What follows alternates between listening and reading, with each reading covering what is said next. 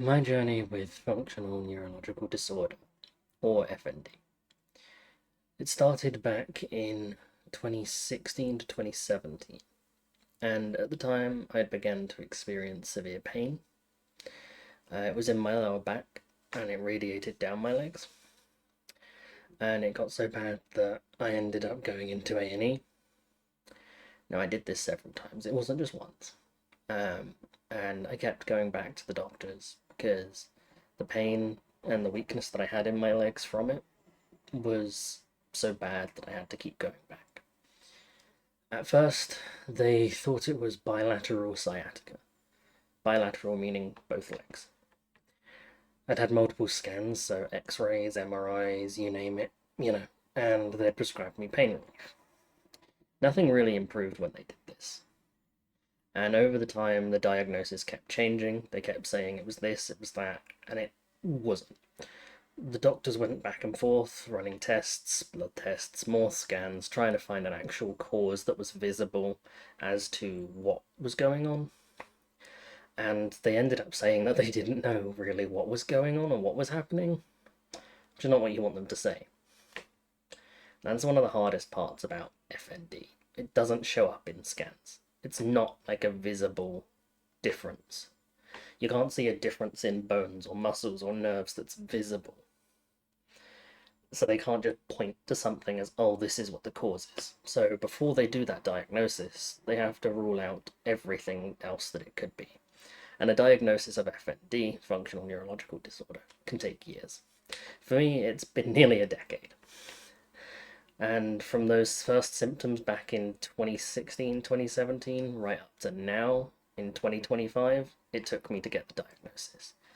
In April this year, I was taken into hospital because of an FND flare up. I'd had a seizure, followed by paralysis or weakness in my legs, and at the time, I was living in a hostel in Liverpool. And I had to be taken in by ambulance. I was going through a lot back then, almost homeless and stressed, and there was a lot going on. And after more tests and scans, the doctors finally diagnosed me with what they would say is functional neurological disorder, and they said that they would give me a referral to see a neuro FND specialist. Who that is, what they are as such, that's all I know. I'm still waiting on that. But not long after that, I moved from the hostel in Liverpool to temporary housing near the Cambridge area in Cambridgeshire. And I was moved into an upstairs room in like a housing association type place because duty of care in Cambridgeshire because family is somewhat in the area. As you can imagine, it's been extremely difficult with the mobility issues to live in an upstairs room, but that is the way it is. Then, a little while later, I was hit by a car that was moving quite slowly, so I ended up in hospital again with broken ribs on my right side, bruising, and after that, my legs just got even worse, and they've been bad since then, again. The pain and the weakness increased, and walking became almost impossible. Well, not impossible, but extremely difficult for more than a short distance. I'm still waiting on the referral to see the neuro specialist, and this was back in April that they said they were doing it. But I recently had another seizure. To put it into perspective, it was probably due to stress. But that's left me with almost complete paralysis in my legs. The chronic pain is constant, and I now use an electric wheelchair to move around my room. This one. I can't walk, I can't manage the stairs to get to the kitchen or the bathroom, it's downstairs.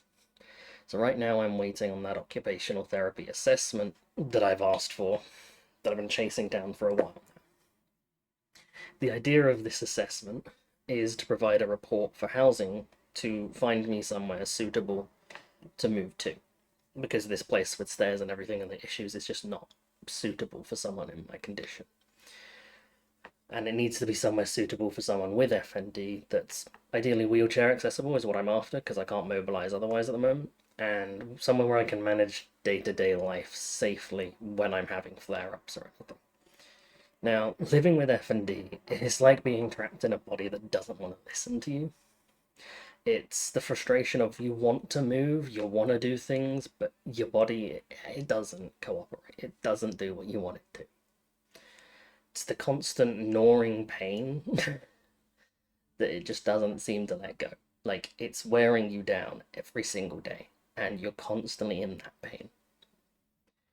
It's isolation, like feeling like no one truly understands exactly what you're feeling and going through. And it can be a roller coaster of emotions, from being completely angry at everything to just feeling sad, from being hopeful because something might happen and resilient. But it's a journey to test your limits and reveal your strength. It's like you're living in a state of constant exhaustion with no energy. It's a deep, bone tired feeling, so it never goes away, and no matter how much you rest, it's still there. It's not just like feeling sleepy, it's like your body has no reserves left, like your battery is completely drained. And simple tasks, like anything a normal person would be able to do, can feel like climbing a mountain. It can be like even thinking straight can be a challenge. You can get brain fog, and it's difficult. It's a heavy, draining weight, and it makes everything harder than it needs to be for most people. And it's like my whole life was flipped upside down when this flare up occurred in terms of health. I used to be able to do anything, go for a walk, go for a run, hang out with people, do whatever I wanted, and I would feel fine. Maybe a little tired, but that's different. Now, even getting out of bed feels like a marathon. It's like my body just gave up on me, and I'm stuck dealing with it, and I have no choice. And you never know when a seizure might hit. So it could be an absence seizure where you just zone out for a few seconds, or a drop attack where you suddenly just lose all muscle control. You could just lose muscle control or tension and drop. And that's why it's a drop attack. You could have tremors, spasms, or even, like I said in my previous discussion about it, paralysis, like I have at the moment. The worst part is that you could have any of these symptoms occur at any time, and there's no way to predict when they're going to happen.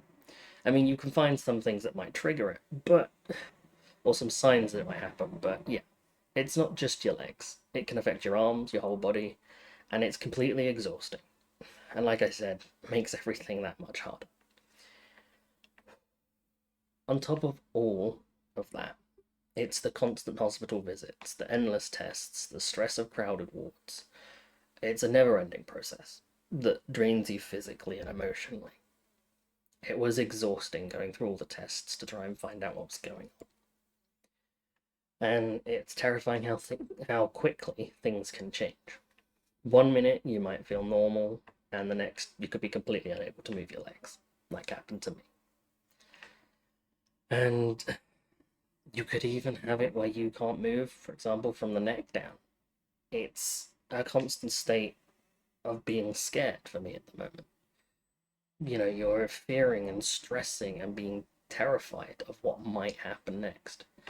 Like something as simple as a daily task or going somewhere in terms of, even just me at the moment in the room to do something you enjoy could leave you bedridden. It could leave you unable to move your legs, or worse, you could just not have the energy, you could crash and you just can't do anything.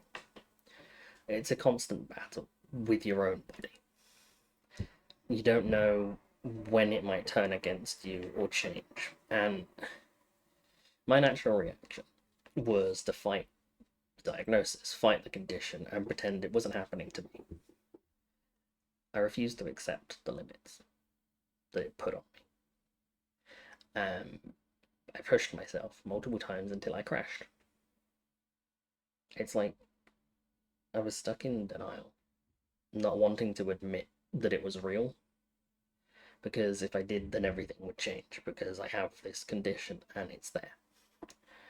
It's a deep, miserable feeling sometimes of being at war with yourself, ignoring the reality of your own body, because you were ignoring the fact that you have this condition that causes these problems, but you were pretending it wasn't there. And that was it. I was pretending it wasn't there, but I'm still the person in terms of health that I used to be. But the truth is, I'm not. It's a hard pill to swallow, because I'm not. It's not a choice. Really, it isn't. It's a subconscious reflex that you just have to ignore. to fight against it, like, it'll make it go away. Like, that's the feeling that I had, was to fight against it, to ignore it. And despite everything, I am still here. I'm learning how to adapt, how to manage, how to accept what I can't control.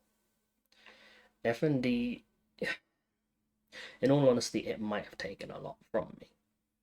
It's taken my independence, especially at the moment. It's taken my energy, because I'm always tired. It might have taken my sense of normal, because I can't do what I normally would. But it hasn't taken my will to keep going. And if you're someone living with FND, someone with a chronic condition or illness that isn't FND, know that you're not alone. You're stronger than you think, even on the days when your body refuses to cooperate, on the days where you feel your worst. Even if you can't do what you normally would, you're not on your own. And there are people out there who are dealing with the same symptoms or different symptoms or going through the same sort of experiences as you. So you're not on your own, even though the entire experience of the condition and the symptoms can feel so isolating. You're not. It just feels that way.